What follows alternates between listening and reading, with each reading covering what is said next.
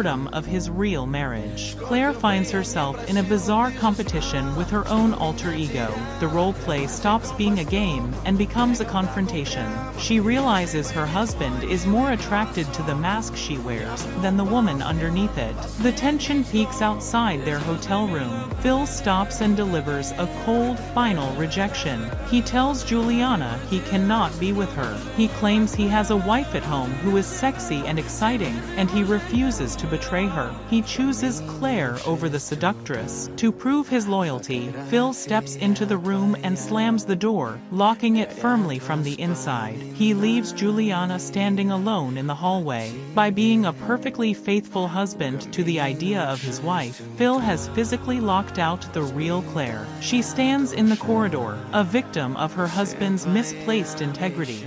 Manny watches a true crime show and begins tracking his aunt, Sonia. He finds family photos where Gloria's head has been cut out. He witnesses Sonia sprinkling an unidentified powder into Gloria's soup. Manny presents this evidence to Jay, who grows uneasy as the patterns align. Sonia appears in the kitchen, wearing Gloria's signature red dress. She ignores boundaries and attempts to seduce Jay, mirroring her sister's behavior to claim a permanent place in the household. Manny discovers Sonia is also using a motion detector, originally meant to monitor falls, to track the family's movements through the house. During dinner, the truth about the powder emerges. It is merely a Colombian spice, but the underlying hostility remains. The conflict reaches a breaking point in the bedroom. Sonia admits she has lived in Gloria's shadow for decades. She claims Gloria stole her opportunity to escape their village and took the family's luck for herself.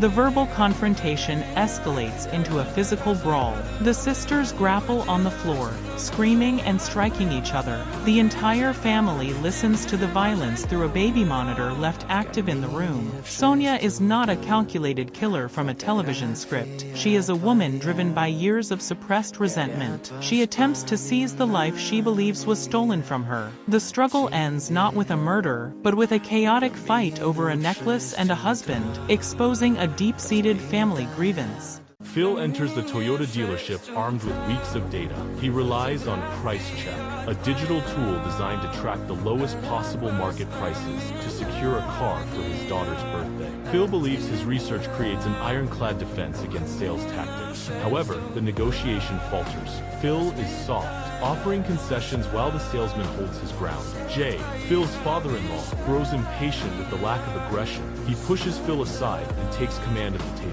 Jay discards the data, choosing instead to use intimidation and old-school pressure. He demands free upgrades and a price cut, threatening to walk out if his terms are not met. The tactic backfires. The salesman realizes Phil's original research price was actually better, but Jay's hostility has ended all goodwill. The salesman tells them to leave, to prevent a total collapse and save Phil's ego. Jay corners the salesman in private. He does not argue. He reaches into his pocket and pulls out $1,000 in cash. He hands the money to the salesman, paying the difference out of his own pocket. The only condition is that the salesman must pretend to be defeated by Jay's toughness. The salesman returns to the floor and concedes to the deal. Phil is ecstatic, convinced he has just seen a masterclass in negotiation. He celebrates the victory, unaware that Jay bought his pride for $1,000. Jay watches in silence as Phil drives away, satisfied with a win that never happened. Jay watches a young, fit tutor teach Spanish in his own swimming pool. The sight triggers immediate hostility.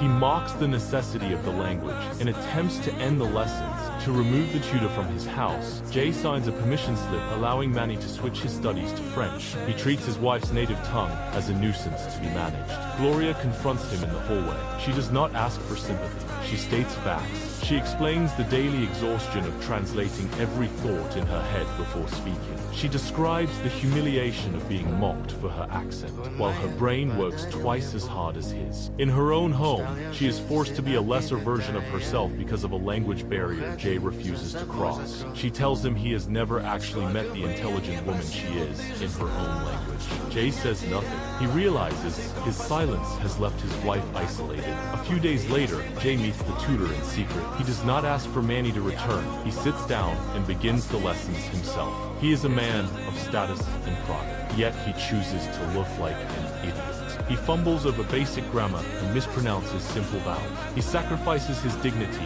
to bridge the gap he created. Finally, Jay approaches Gloria and delivers a clumsy, broken sentence in Spanish. He tells her he wants to be able to say "I love you" in every language she knows. By choosing to look stupid in her language, Jay finally proves he is smart enough to value her. 7-year-old Lily walks up to her sister Alex and asks where babies come from. Alex is typing on a laptop and dismisses the question, stating she is too busy with her senior year studies. Lily calls her a nerd and moves to the living room. Her brothers, Luke and Manny, are practicing trick shots with a toy gun. When Lily asks them the same question, Manny tries to use the stork myth as a shield. Luke rejects this immediately, claiming he has conducted his own research online. Luke takes a stuffed monkey and a pig and sets them next to red party cups. He explains that babies are the result of a fraternity party. Manny interrupts, grabbing the toys to demonstrate a different version involving a romantic dinner at a French bistro. The two boys begin to argue, using the plushies to simulate a domestic dispute. They accuse each other of being ill-informed, while Lily watches the display in silence. Lily tells the teenagers they are all wrong and commands them to sit down. She prepares to deliver the facts she has gathered. According to Lily, a woman must place eggs and tadpoles into a glass and drink the mixture. Following this, the man and woman kiss and jump on their bed. She concludes that after exactly 1 year, the woman pees, and a baby comes out. She finishes her statement and stares at her siblings. Alex, Luke, and Manny remain motionless on the sofa, paralyzed by the child's logic. Lily returns home with a frowny face stamp for misspelling tadpole. Her parents, Mitch and Cam, decide the discipline is excessive and the teacher, Mrs. Plank, is too rigid. They learn of an opening in Mrs. Sparrow's class, a place known for creative play rather than strict testing. They march into Mrs. Plank's classroom to initiate a transfer. Mrs. Plank meets them with a cold stare and a stamp she specially ordered from Germany. She anticipates their request before they can finish a sentence, labeling their preferred teaching style as a drum circle. She offers no resistance, letting them leave with a warning about the lack of standards elsewhere. Mitch and Cam celebrate their perceived victory until they tell Lily. The child does not feel rescued. She feels insulted. She rejects the fun class, stating she has no interest in playing with yarn. To demonstrate their own intellectual decline, Lily quizzes her parents on second-grade math and color theory. Mitch and Cam cannot answer basic addition or identify primary color mixtures.